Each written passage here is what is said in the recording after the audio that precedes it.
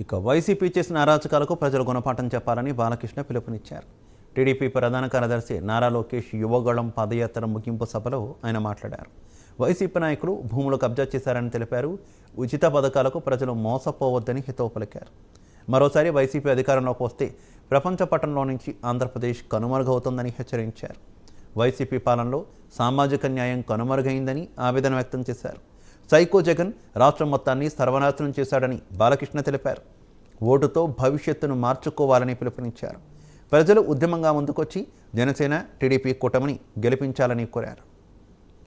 4 సంవత్సరాలు అయ్యాక కూడా ఇప్పటి వరకు దాన్ని పూర్తి చేయలేని చెత్త ప్రభుత్వము, ఒక చేతగాని ప్రభుత్వము ఉండడం మన రాష్ట్రానికి పట్టిన కర్మ.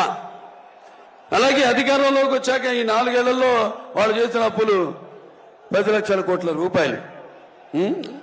అభివృద్ధి ఏమో శూన్యం.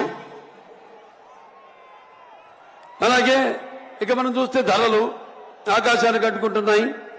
అటు పెట్రోల్ ధరలు అయితేనేమి, ఇటు డీజిల్ ధరలు అయితేనేమి,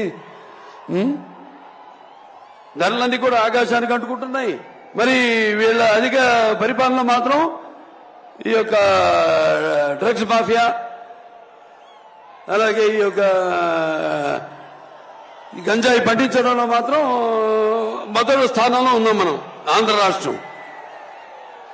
అలాగే ఈ యొక్క వైకాపా నాయకులు ఎక్కడ పడితే అక్కడ ల్యాండ్ స్కామ్లు, శాండ్ స్కామ్లు,